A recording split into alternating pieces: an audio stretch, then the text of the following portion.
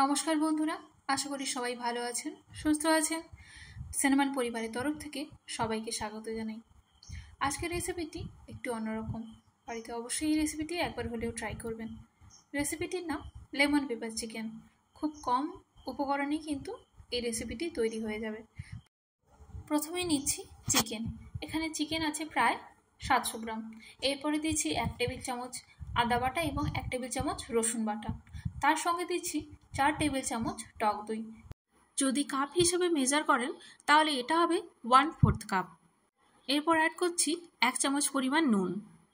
এরপরে দিচ্ছি লেবুর খোসা। লেবুর খোসাটাকে একটু গ্রেট করে দেবেন, বেশি গ্রেট করতে যাবেন না, অল্প সেই সবুজ অংশটা সেটাই। এরপর লাগবে একটা লেবুর রস। যেই লেবুর খোসা আমরা ব্যবহার করেছি সেই লেবুর রসই দিয়ে দেব। এরপরে মশলার সাথে মাংসটিকে ভালো করে মেখে নিতে হবে। এরপর ঢাকা দিয়ে আধ ঘন্টা মতো রেখে দিন।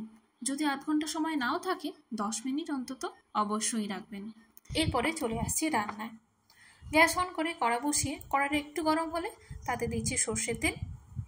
এরপরে দিচ্ছি তেজপাতা এবং গোটা গরম মশলা, আর দিচ্ছি 1/2 চামচ গোটা জিরে। ফোড়নের গন্ধ বেরালে এরপরে অ্যাড করছি পেঁয়াজ কুচি। আমি এই সব উপকরণগুলি স্ক্রিনে দিচ্ছি এবং ডেসক্রিপশন বক্সেও দিয়ে দেবো, আপনারা কিন্তু চেক করে নেবেন। পেঁয়াজটি যখন হালকা ভাজা ভাজা হয়ে যাবে, দেখবেন পেঁয়াজের একটু কালার চেঞ্জ হয়ে যাচ্ছে, তখনই আমি মাংসের টুকরোগুলো অ্যাড করে দেবো। দিয়ে ঢাকা দিয়ে রাখবো 3 থেকে 4 মিনিটের জন্য। 3 থেকে 4 মিনিট পর ঢাকা খুলে দেখুন অনেকটাই পরিমাণ জল বেরিয়েছে। এরপরে আমি মাংসগুলোকে উল্টে দেব। বন্ধুরা, যারা আমার চ্যানেলটিকে সাবস্ক্রাইব করেছেন তাদের অনেক অনেক ধন্যবাদ পাশে থাকার জন্য। আর যেসব বন্ধুরা নতুন দেখছেন আমার চ্যানেলটিকে, যদি রেসিপিগুলি ভালো লাগে তাহলে চ্যানেলটিকে অবশ্যই সাবস্ক্রাইব করতে ভুলবেন না। মাংস যত ফুটবে তত দেখবেন জল বেরাবে, কারণ দইয়ের জল আছে, এতে মাংসের জল সবটাই বেরাচ্ছে।